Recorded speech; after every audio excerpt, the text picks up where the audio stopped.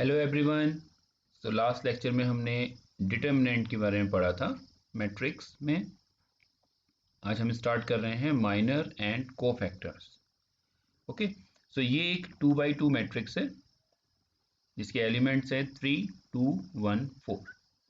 तो अब हम इस मैट्रिक्स के माइनर्स क्या हैं और कोफैक्टर्स कैसे कैलकुलेट करते हैं आज ये सीखेंगे। ओके, सो देन सेम हम इसको for 3x3 matrix, large matrix के लिए भी कैलकुलेट करेंगे। ओके, तो माइनर्स क्या होंगे? माइनर्स होंगे आपके M11। 1 क्या नोटेशन है आई नो आपको पता होगा। तो first row first column, so this first element is 1 1। This is first row second column, so 1 2। This is second row first column means 2 1, and this is second row second column means 2 2।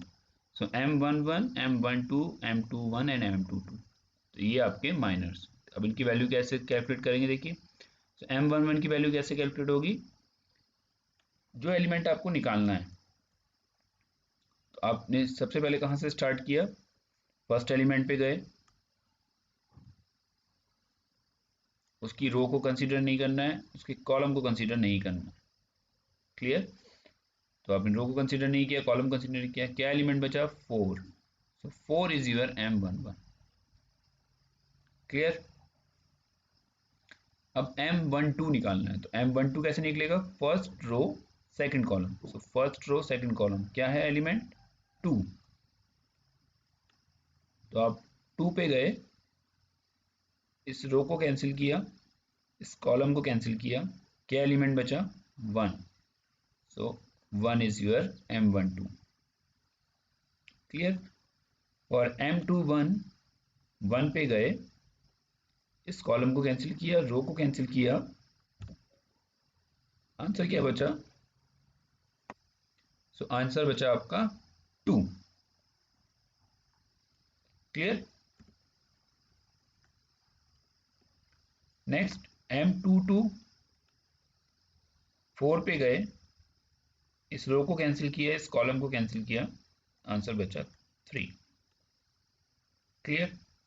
तो I hope 2x2 matrix के miners को कैसे calculate करना है ये आपको समझ में आ गया होगा। तो अगर आपको ये पॉइंट समझ में आया तो आप मुझे जल्दी से ही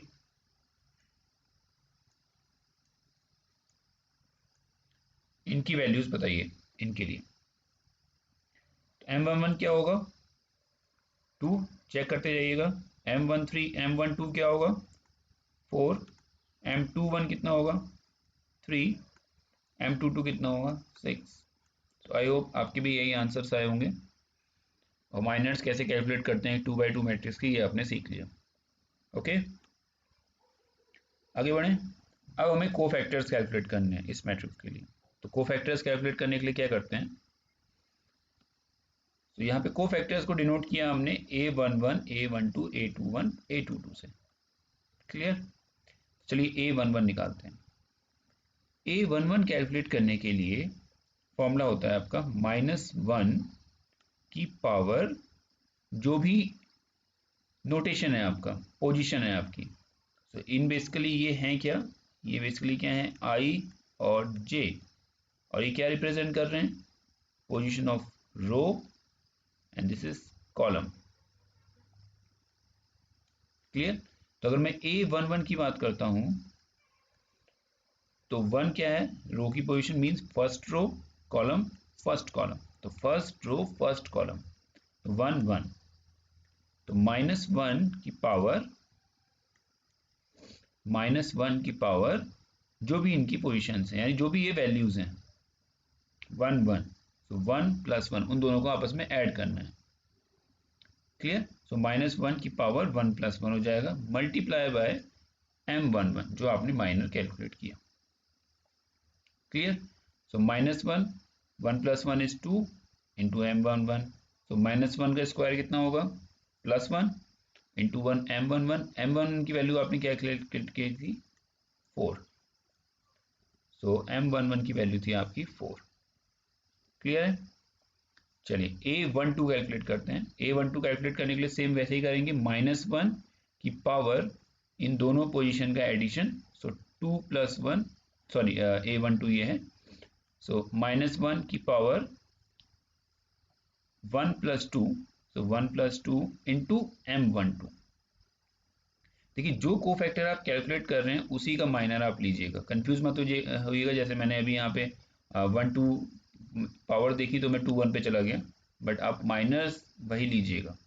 ओके, सो आप A12 यूज़ कर रहे हैं, कैलकुलेट कर रहे हैं, सो मल्टीप्लाई किससे होगा, उस की -1 की पावर्स M12 से। क्लियर? सो -1, 1 + 2 = 3 इंटू M12। सो -1 की पावर ऑड है तो डेफिनेटली आंसर क्या आएगा, -1। क्लियर? तो -1 इंटू -1 इंटू -1, तो -1 इंटू -1 कितना होगा, +1, +1 इंटू -1 -1। तो इसमें कोई कंफ्यूजन नहीं होना चाहिए, आई थिंक। क्लियर? तो ये -1 हो गया। M12 की वैल्यू कितनी थी, 1, तो आंसर कितना आ जाएगा आपका, -1। ओके, चलिए A21 निकालते हैं। A21 कितना होगा, -1 की पावर 2 + 1 इंटू M21, उसके माइनर से मल्टीप्लाई कर देंगे। तो अगेन -1 की पावर 3 -1 होगा इंटू M21, M21 कितना था, 2, तो -1 इंटू 2 कितना आ जाएगा, -2। Okay, so this is equal to -2। Next A22, so A22 क्या होगा आपका, -1 की पावर 2 + 2, तो यहाँ पोजिशंस क्या है आपकी, 2 + 2, 2 + 2 इंटू M22 माइनर, तो -1 की पावर 4, ऑब्वियसली इवन है, तो आंसर कितना होगा, 1 इंटू M22, तो M22 कितना था आपका, 3, तो आंसर आ गया 3। ओके, सो आई होप आपको समझ में आया होगा कि कोफैक्टर्स कैसे कैलकुलेट करने हैं। तो जो हमने ये वैल्यू ली थी 6342, 6342, ये क्वेश्चन था हमारा। M11, M12, M21, M22, M11 की वैल्यू कितनी होगी, 2, M12 की वैल्यू कितनी थी, 4, M21 की वैल्यू कितनी थी, 3, M22 की वैल्यू कितनी थी, 2, सॉरी 6।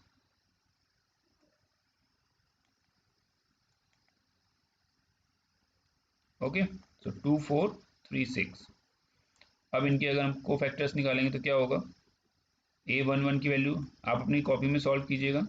A11 की वैल्यू 1 की power 2 into 2, A12 is equal to -1 की power 3 into 4, A21 equal to -1 to the power 3 into 3, A22 equal to -1 to the power 4 into 6।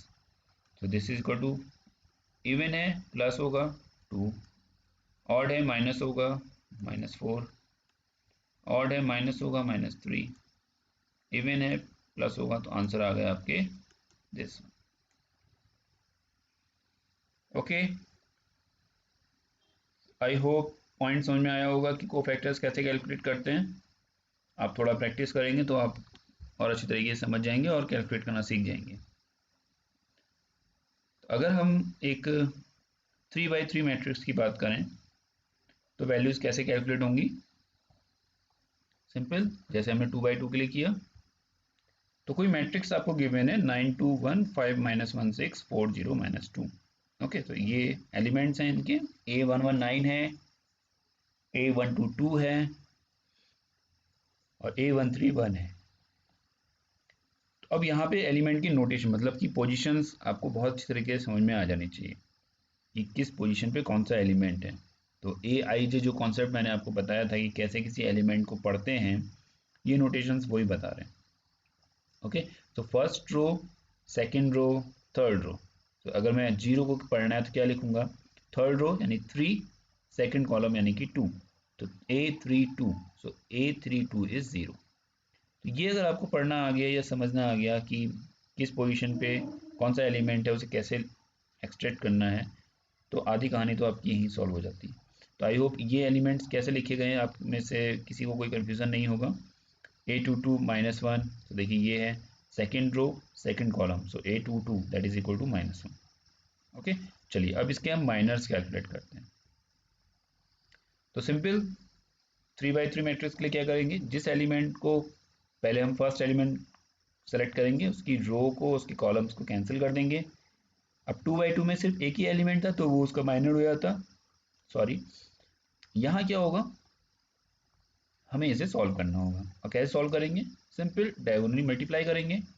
So -1 into -2, -1 into -2, clear, minus 0 into 6, तो -1 into -2 कितना हो जाएगा, +2, सो this is +2, 0 into 6 0, तो 2 - 0 2, clear है।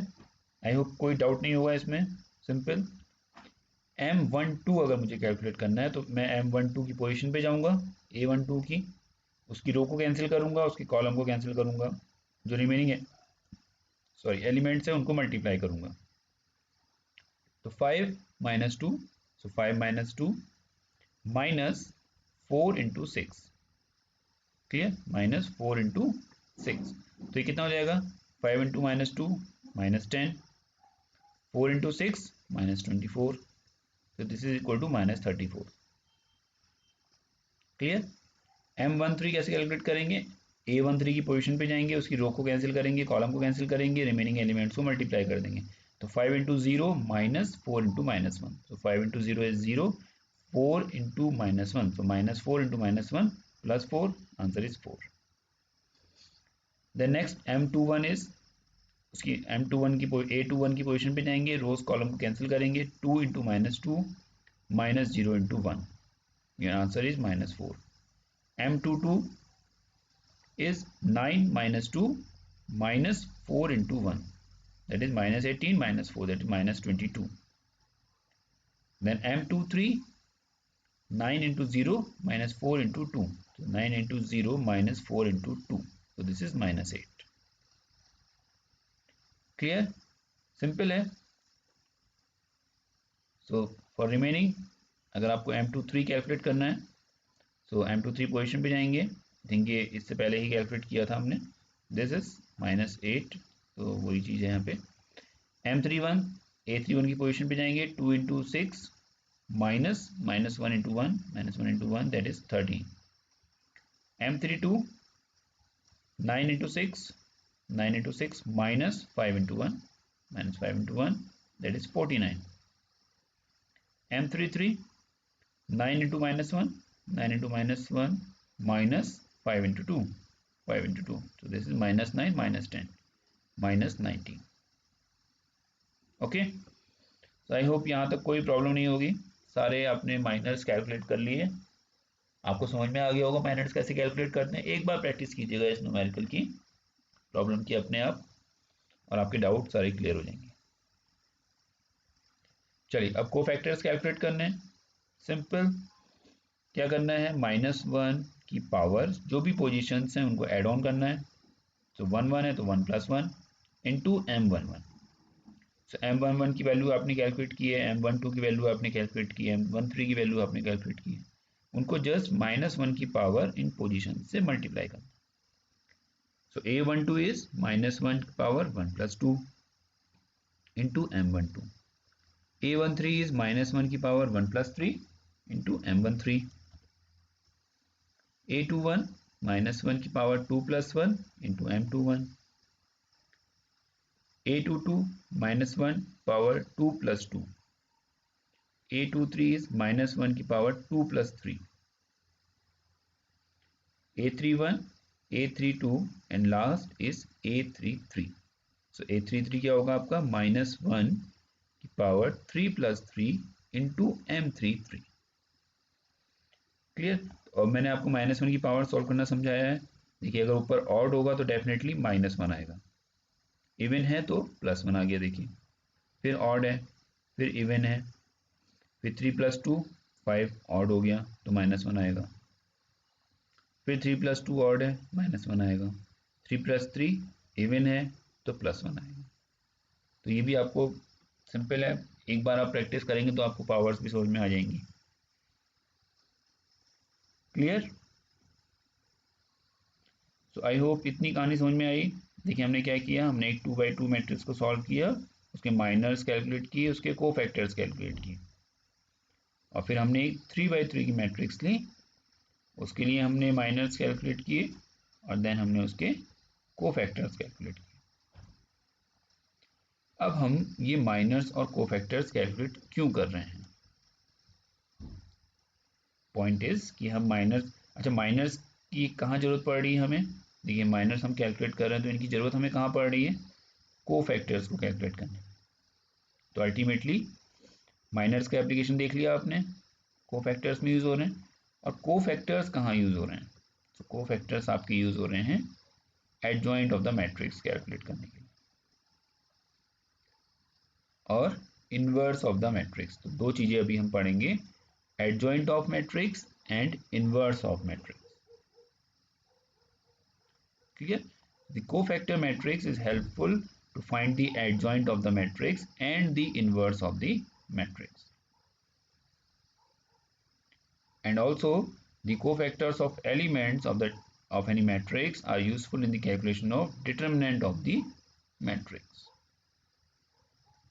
Clear? तो वहां भी देखिए हमने यही किया था, डिटरमिनेंट में हम क्या कर रहे थे, हम मल्टीप्लाई कर रहे थे चीज़ों को आपस में। किसी मैट्रिक्स में अगर मुझे सपोज मेरे पास 1 3 2 4 है तो हम क्या कर रहे थे आपस में, 1 इंटू 4 माइनस 3 इंटू 2, तो 4 माइनस 6 माइनस 2 डिटर्मिनेंट आ गया। ओके, तो अब देखते हैं कि एडजॉइंट मैट्रिक्स कैसे कैलकुलेट की जाती है या एडजॉइंट मैट्रिक्स क्या होता है। So suppose you have a matrix A, that is Aij of the order of n, एक स्क्वायर मैट्रिक्स है जिसका ऑर्डर कितना है, n by n। Okay, same order होगा, जितने नंबर ऑफ रोज होंगे उतने नंबर ऑफ कॉलम्स होंगे। So adjoint of a matrix A is the transpose of the cofactor matrix of A. It is denoted by adjoint A and it is also known as adjugate matrix. Okay, so adjoint matrix को कैसे represent किया जाता है, A D J A. So this is your adjoint matrix. अब point यहाँ पे ये है कि ये क्या होती है, इसको ध्यान से देखिए। Adjoint of matrix A is the transpose. हमने ट्रांसपोज मैट्रिक्स पढ़ी थी। ट्रांसपोज क्या था किसी भी मैट्रिक्स का, कि जस्ट आप उसके रोज और कॉलम्स को इंटरचेंज कर दीजिए। जो पहले रोज थी वो कॉलम्स बन जाएंगे, जो कॉलम्स थे वो रोज बन जाएंगे। So adjoint of matrix A is the transpose of the cofactor matrix of A. तो सबसे पहले आपको क्या करना है, कोई एक मैट्रिक्स आपको गिवन है, आपको उसकी कोफैक्टर मैट्रिक्स कैलकुलेट करनी है। Okay, so calculate cofactor matrix, और you can say cofactor matrix calculation, and then आपको उसका ट्रांसपोज कैलकुलेट करना है। और इतना करने के बाद आपका जो आंसर है वो आंसर आपका एडजॉइंट मैट्रिक्स के फॉर्म में आपको मिल जाएगा। ओके, सो जो आंसर आपका आएगा that is the adjoint of matrix A. Clear? तो ये दो स्टेप्स हमें करने हैं, हमें कोफैक्टर निकालने हैं उस मैट्रिक्स के जो अभी हमने निकालना सीखा, और देन हमें उसे सिंपल ट्रांसपोज कर देना। तो देखिए कोई क्वेश्चन है आपके पास, न्यूमेरिकल है, find the adjoint of the matrix A. And A कैसी मैट्रिक्स है, एक स्क्वायर मैट्रिक्स है 3x3। ओके, सो हमें पता है स्क्वायर मैट्रिक्स क्या होता है, 3x3 का मतलब हमें मालूम है इसका ऑर्डर m इंटू n, यानी कि m भी सेम है n भी सेम है, नंबर ऑफ रोज 3 है, नंबर ऑफ कॉलम्स 3 है। सो this is number of rose, this is number of columns. Clear? अब हम, तो ये ए आपकी मैट्रिक्स है जो आपको गिवन है, जिसकी आपको कैलकुलेशंस करनी है। ओके, तो सबसे पहले हमारा काम क्या होगा, सबसे पहले हम माइनर्स कैलकुलेट करेंगे, देन हम कोफैक्टर्स कैलकुलेट करेंगे, देन उसको मैट्रिक्स फॉर्म में लिखेंगे और उसके बाद उसका ट्रांसपोज लेंगे। बहुत सिंपल स्टेप्स हैं, कुछ भी कंफ्यूज होने की ज़रूरत नहीं है, घबराने की ज़रूरत नहीं है। सबसे पहले काम है हमारा माइनर्स कैलकुलेट करना। ठीक है, तो देखिए माइनर्स कैसे कैलकुलेट करेंगे। अगर मुझे A11 का माइनर कैलकुलेट करना है तो मैं इस रो इस कॉलम को छोड़ूंगा, ये बचा, आपस में मल्टीप्लाई करूंगा, कितना बचेगा, -2 इंटू -1 +2 -0, तो 2 आ गया। क्लियर।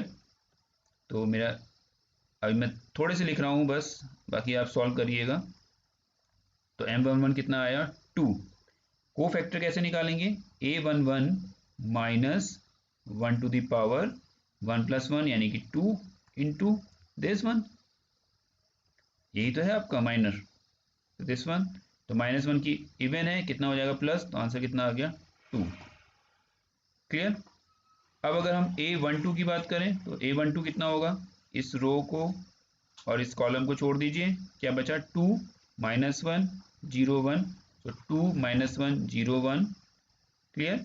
आगे क्या आएगा, -1 की पावर 1+2, तो -1 की पावर 1+2 कितना होगा, 3। तो ऑड है तो आंसर क्या आएगा, माइनस, और इसको आप सॉल्व करेंगे तो ये कितना होगा, देखिए 2 इंटू -1 -2 इंटू ये 0 हो जाएगा, तो -2 इंटू माइनस, आंसर आ जाएगा +2। क्लियर। कोफैक्टर -1 के लिए A13 के लिए कैलकुलेट करेंगे तो इसे छोड़िए क्या बचा, ये वाली रो और ये वाले कॉलम को छोड़ दीजिए, क्या बचा, 2 -2 1 2, 2 -2 1 2। क्लियर। आगे क्या लिखेंगे, -1 की पावर 4 1+3, इवन है, आंसर क्या आएगा, +1, तो यहाँ प्लस है इसलिए यहाँ नेगेटिव साइन नहीं है, तो जहाँ जहाँ माइनस आ रहा है वहाँ नेगेटिव साइन लगा हुआ है। देखिए इसमें कितना आएगा, -1 की पावर 1+2 यानी 3, तो आंसर माइनस। तो अगर 2 के कोफैक्टर निकालने हैं तो इस रो को छोड़ दीजिए, इस कॉलम को छोड़ दीजिए, क्या बचा, 1 -1 2 -1, तो 1 -1 2 -1। क्लियर। -2 A22 के फैक्टर निकालने, अगर -2 के निकालने तो ये कॉलम छोड़िए, ये रो छोड़िए, क्या बचा, 3 -1 1 -1, तो 3 -1 1 -1, -1 की पावर 2+2 इवन है, सो -1 की पावर 2+2 4 इवन है, आंसर क्या आएगा, +1। सो 3 -1 -3 minus 3 -1 -1 into 1, so this is -3, minus minus plus हो जाएगा, 2 सॉरी 1, तो आंसर इज -2।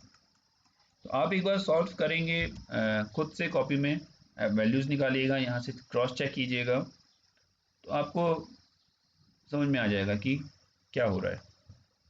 ओके, तो इस तरीके से आपने सारे वैल्यूज़ कैलकुलेट कर ली। अब उन्हें पुट कैसे करना है, तो देखिए आपने 3 का कोफैक्टर कैलकुलेट किया तो कितना आया, 2। 1 का कैलकुलेट किया तो कितना आया, 2। -1 का कैलकुलेट किया तो कितना आया, 6। तो आपको कुछ नहीं करना है, आपने जिसके जो कोफैक्टर्स कैलकुलेट किए हैं उनको उसकी पोजीशन पे रख देना है। तो 3 की जगह कितना आ जाएगा, 2। 1 की जगह कितना आ जाएगा, 2। -1 की जगह कितना आ जाएगा, सॉरी -1 की जगह कितना आ जाएगा, 6। अगेन 2 की जगह कितना आ जाएगा, -1। -2 की जगह कितना आ जाएगा, -2। 0 की जगह कितना आ जाएगा, -5। समझ में आ रहा है।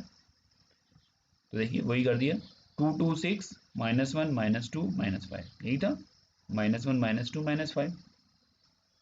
देन नेक्स्ट क्या है, -2 -2 -8। तो ये आपकी क्या बन गई, cofactor matrix. This is your cofactor matrix.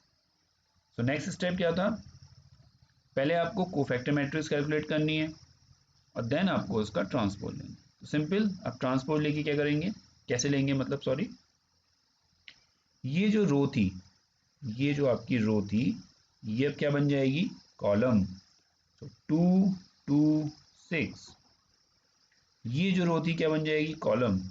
सो -1 -2 -5, ये रो बन जाएगी column. So this is -2 -2 -8. So this is the transpose of your A matrix. So this is adjoint A and it is equal to 2 -1 -2, 2 -2 -2, 6 -5 -8. ये था सिंपल आपका adjoint matrix. So I hope आपको ये problem समझ में आ गई होगी। आप कुछ और प्रॉब्लम्स करिए, कोफैक्टर्स कैलकुलेट करना, माइनर कैलकुलेट करना, ट्रांसपोज, तो आपके सारे डाउट्स क्लियर हो जाएंगे। ओके, तो आप प्रैक्टिस कीजिए प्रॉब्लम्स की। आज के लेक्चर के लिए इतना ही। कल हम या नेक्स्ट लेक्चर में हम singular, non singular matrix, inverse matrix क्या होता है, और फिर डिफरेंट मैट्रिक्स के डिफरेंट लीनियर इक्वेशंस के solutions with the help of matrix, Cramer's rule, ये सारी चीज़ें पढ़ेंगे। ओके, सो अभी तक हमने डिफरेंट टाइप की मैट्रिसेस, उनके टाइप्स, उनके ऊपर ऑपरेशन, देन डिटर्मिनेंट क्या होता है, माइनर्स क्या होते हैं, कोफैक्टर्स क्या होते हैं, एडजॉइंट मैट्रिक्स कैसे कैलकुलेट की जाती है, ये सारी चीज़ें पढ़ी। सो आई होप आपको सारी चीज़ें क्लियर हो रही होंगी। अगर कोई भी आपके डाउट हैं तो आप कमेंट सेक्शन में लिख सकते हैं, डेफिनेटली हम उसका रिप्लाई देंगे। ओके, सो आज के लिए इतना ही। Thank you.